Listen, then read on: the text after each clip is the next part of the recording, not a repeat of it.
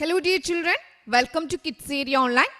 Class 5 second term exam ഇന്ന് start ആയിട്ടുണ്ടായിരുന്നു. Exam എങ്ങനെയുണ്ടായിരുന്നു? ഈസി ആയിരുന്നല്ലോ. കേരള പാഠാവലി ക്വസ്റ്റ്യൻ പേപ്പർ ഇന്ന് നടന്ന എക്സാമിന്റെ ക്വസ്റ്റ്യൻ പേപ്പറാണ് നമ്മൾ നോക്കാനായിട്ട് പോകുന്നത്. ആൻസേഴ്സ് ഒക്കെ നോക്കാം. എല്ലാവരും റെഡിയാണല്ലോ? യെസ്. ഓക്കെ, ആദ്യം നിർദ്ദേശങ്ങളാണ്. നിർദ്ദേശങ്ങൾ നിങ്ങൾ വായിച്ചിട്ടുണ്ടാവും എക്സാമിന് മുമ്പ്. മൂല്യനിർണ്ണയ പ്രവർത്തനങ്ങൾ ആരംഭിക്കുന്നതിന് മുമ്പ് 15 മിനിറ്റ് സമാശ്വാസ സമയമാണ്. ഈ സമയം ചോദ്യങ്ങൾ നന്നായി വായിച്ച് മനസ്സിലാക്കാനുള്ളതാണ്. 6 ചോദ്യങ്ങൾക്ക് ഉത്തരം എഴുതിയാൽ മതി.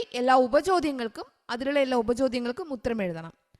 2 പ്രവർത്തനങ്ങൾ വീതം നൽകിയിട്ടുള്ള ചോദ്യങ്ങളിൽ ഏതെങ്കിലും ഒന്നിന് ഉത്തരം എഴുതിയാൽ മതി. ഇതായിരുന്നു നിർദ്ദേശങ്ങൾ. ഒന്നാമത്തെ ചോദ്യം വായിക്കാം എഴുതാം എന്നുള്ളതായിരുന്നു. പറന്നു പറന്ന് മരക്കൂട്ടങ്ങളും കോടമഞ്ഞും പിന്നിട്ട് ആ ദേശാടന പക്ഷി മുന്നോട്ടു പോയി. പല കാലങ്ങളായി ഈ യാത്ര തുടങ്ങിയിട്ട്.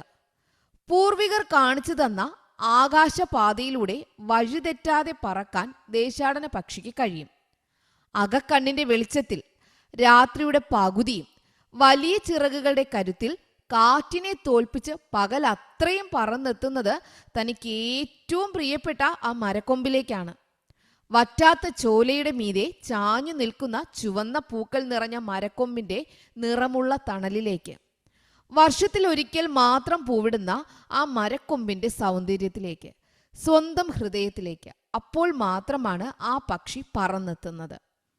ഓക്കെ, ഇതിൽ ഒന്നാമത്തെ ചോദ്യം, ദേശാടന പക്ഷിക്ക് രാത്രിയുടെ പകുതിയോളം സഞ്ചരിക്കാൻ സഹായം നൽകുന്നത് എന്ത്? അകക്കണ്ണ് എന്നതായിരുന്നു ഉത്തരം. വഴിതെറ്റാതെ ലക്ഷ്യത്തിലെത്താൻ ദേശാടന പക്ഷിക്ക് കഴിയുന്നതിനുള്ള കാരണം എന്ത്? പൂർവികരാണ്. ദേശാടന പക്ഷിയുടെ യാത്രയുടെ ലക്ഷ്യം എന്താണ്? മരക്കൊമ്പിലെത്തുക എന്നതാണ് ലക്ഷ്യം. എപ്പോഴൊക്കെയാണ് ദേശാടന പക്ഷി ലക്ഷ്യത്തിലേക്ക് യാത്ര ചെയ്യുന്നത്? വർഷത്തിൽ ഒരിക്കൽ. ആ മരക്കൊമ്പിലേക്ക്, സ്വന്തം ഹൃദയത്തിലേക്ക് ഈ പ്രയോഗത്തിലൂടെ വെളിവാകുന്നത് എന്ത്? വറ്റാത്ത ചോല അത്രയ്ക്കിഷ്ടമാണ്. ചുവന്ന പൂക്കൾ നിറഞ്ഞ ചാഞ്ഞ മരക്കൊമ്പ് പ്രിയപ്പെട്ടതാണ്. ആ മരത്തെയും പൂക്കളെയും ചുറ്റുപാടും ഏറെ ഇഷ്ടമാണ്. ഇതിലേതായിരുന്നു ശരി? ഓപ്ഷൻ സി, മൂന്നാമത്തെ പ്രസ്താവനയാണ് ശരി. ആ മരത്തെയും പൂക്കളെയും ചുറ്റുപാടും ഏറെ ഇഷ്ടമാണ്. രണ്ടാമത്തെ ചോദ്യം 2A B C ഉണ്ട്. 2A സാങ്കല്പിക അനുഭവം. പാറിയുയരുമ്പോൾ ഏതു പറവയും പാടുവാൻ എന്തെന്നറിഞ്ഞോൻ. ഉയരങ്ങളിൽ പറക്കുമ്പോൾ ഉണ്ണിക്ക് പാടുവാൻ തോന്നുന്നു. ചിറകൊച്ചയല്ലാതെ മറ്റൊന്നും കേൾക്കാത്ത അവസ്ഥയിൽ ഏതു പറവയും പാടാൻ പഠിക്കുമത്രേ. നിങ്ങൾ മേഘങ്ങൾക്ക് മീതെ പറക്കുകയാണെന്ന് സങ്കല്പിക്കുക. എന്തായിരിക്കും അനുഭവങ്ങൾ? ഭാവനയിലെ ആകാശയാത്രയെക്കുറിച്ച് വിവരണം തയ്യാറാക്കുക. ഇതാണ് 2A. 2B അണക്കെട്ടമ്മേ എന്ന് അഖിലും അമ്മുവും വിളിക്കാനുള്ള കാരണം എന്താണ്? സർപ്പ ശിരസ് പോലെ മറ പിടിച്ചതിനാൽ, അണക്കെട്ടിന്റെ സൗന്ദര്യം അറിഞ്ഞതിനാൽ, വെള്ളത്തിന്റെ തണുപ്പ് ഭിത്തി ഭേദിച്ച് അവർക്കരികിലെത്തിയപ്പോൾ, കാതുകളിൽ പ്രപഞ്ചത്തിന്റെ ഇരമ്പം അറിഞ്ഞപ്പോൾ. ഏതാണ് ശരി? നമ്മൾ പഠിച്ചിട്ടുണ്ട്. വെള്ളത്തിന്റെ തണുപ്പ് ഭിത്തി ഭേദിച്ച് അവർക്കരികിലെത്തിയപ്പോൾ എന്താ? വെള്ളത്തിന്റെ തണുപ്പ് ഭിത്തിയെ ഭേദിച്ച് അവരെ തേടിയെത്തി. അമ്മയെപ്പോലെ എന്ന് പഠിച്ചിട്ടില്ലേ? അപ്പൊ അമ്മയെപ്പോലെ എന്ന് പറഞ്ഞിരിക്കുന്നത് എവിടെയാണ്? വെള്ളത്തിന്റെ തണുപ്പ് ഭിത്തി ഭേദിച്ച് അവർക്കരികിലെത്തിയപ്പോഴാണ് അമ്മയെപ്പോലെ എന്ന് പറഞ്ഞ അണക്കെട്ടമ്മേ എന്ന് വിളിച്ചത്. അപ്പൊ ഇതിൽ ഏതാണ് ശരി? മൂന്നാമത്തത് മാത്രമാണ് ശരി. 2C പ്രസ്താവന 1, സമുദ്രനിരപ്പിൽ നിന്നും 7000 അടി ഉയരത്തിലാണ് കൊടൈക്കനാൽ. പ്രസ്താവന 2, കൊടൈക്കനാൽ ഒരു സുഖവാസ കേന്ദ്രമാണ്. പ്രസ്താവന 3, 9000 അടി ഉയരത്തിലുള്ള ഈ പ്രദേശം ക്രൂര മൃഗങ്ങളുടെ വിഹാര കേന്ദ്രമാണ്. അപ്പോൾ കൊടൈക്കനാലിനെ കുറിച്ചുള്ള പ്രസ്താവനകൾ ശരി ഏതാണ്? 1ഉം 2ഉമാണ് ശരി. അപ്പോൾ ഓപ്ഷൻ ഡി, പ്രസ്താവന 1ഉം 2ഉമാണ് ശരി. 3A 3B ഉണ്ട്. ഇതിലേതെങ്കിലും ഒന്ന് എഴുതിയാൽ മതി. 3A മഴ അനുഭവം എഴുതാനും 3B യാത്രാനുഭവം എഴുതുവാനുമാണ്. 3A വരുന്നത്, ലില്ലി കരഞ്ഞുകൊണ്ട് മുന്നോട്ടോടി. അവളുടെ കുരുന്നു മുഖത്ത് മഴത്തുള്ളികൾ ചരൽ കല്ലുകൾ പോലെ അടിച്ചുകൊണ്ടേയിരുന്നു. അവളുടെ കുഞ്ഞു പാദങ്ങളെ തലോടിക്കൊണ്ട് കലക്കവെള്ളം പാഞ്ഞു. മുട്ടത്ത് വർക്കിയുടെ ഒരു കുടയും കുഞ്ഞു പെങ്ങളും എന്ന കൃതിയിലെ ലില്ലി മഴ നനയുന്ന അനുഭവമാണ് ഇവിടെ കണ്ടത്. അപ്രതീക്ഷിതമായി വന്നെത്തുന്ന മഴ നമ്മളെ ചിലപ്പോൾ കരയിപ്പിക്കുകയും ആഹ്ലാദിപ്പിക്കുകയും ചെയ്യും.